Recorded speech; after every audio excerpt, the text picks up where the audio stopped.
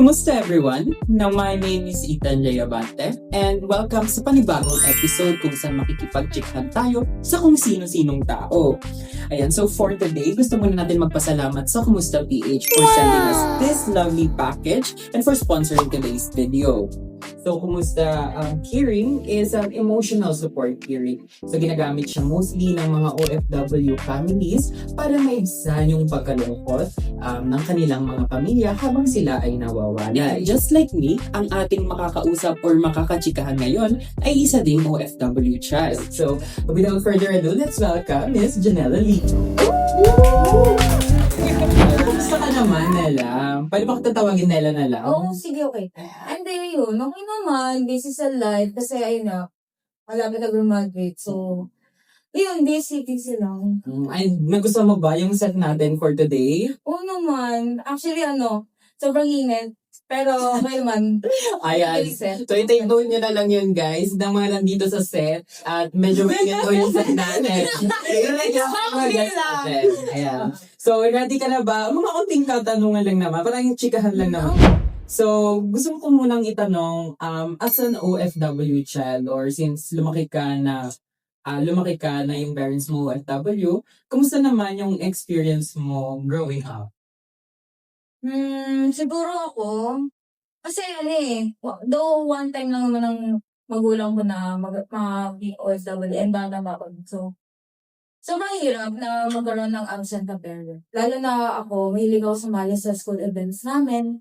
And pag ako kasi masyadong sensitive din, emotional sa mga ganung bagay. So kapag nakikita ko yung ibang banda na kompleto yung pamilya nila, kasama, parang ako, nainggit ako actually.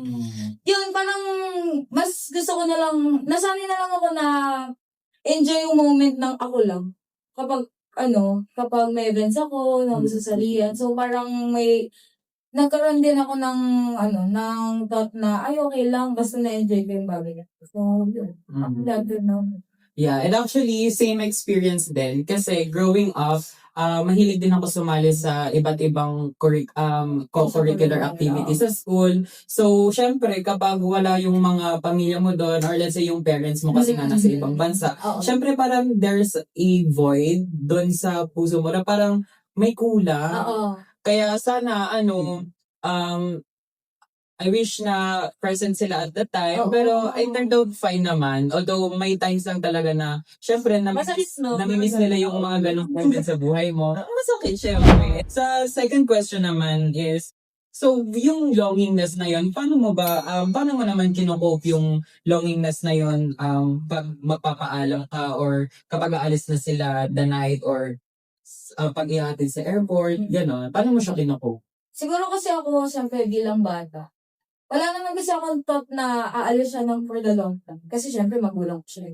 Parang ako, bilang bata, gusto ko nakikita ko lagi magulang. So, nung time na yon, parang, wala, masaya, happy, kasi aalis siya, babakasyon lang. Pero hindi ko naman, parang as time goes by, doon ko na-feel yung absence niya.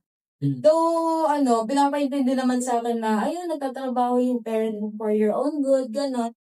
Pero ako, syempre, hindi ko pa naiintindihan yung bagay. So, parang hinahanap ko yung presence niya and parang kulang. Na parang, kunyari sa araw-araw, imbis na nakikita ko siya na nasikaso ako, parang gano'n. Parang, ayun, masakit siya. Na, syempre, mas nasanay ako na walang parents. Masanay ako sa grandparents ko. Ako naman, di na lang ako sumasama sa airport. Ganun na lang. Oo. Hindi na ako sasama. Nakakalungkot nga. Hindi. So, siguro para makope ko yung longingness ko, ayun siguro, minsan, iniiwasan ko na lang mapunta dun sa situation na malungkot. Kasi, syempre, nung bata pa ako, every time na maghahatid talaga sa airport, grabe yung iyak, yung lungkot. Tapos, pag babiyahin na kayo pa uwi, super lungkot and super bigat ng atmosphere. Oo. Ayan. So, sa third question naman, well, syempre, pag malayo talaga sila, given na merong time difference, grabe din yung time difference, minsan.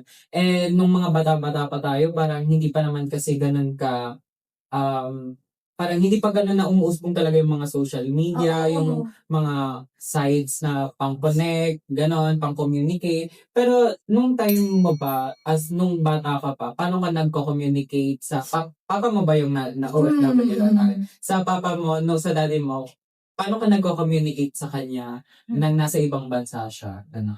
Siguro bilang taong bahay lang din, hindi ako masyado lumalabas. Pero meron akong gadget dati.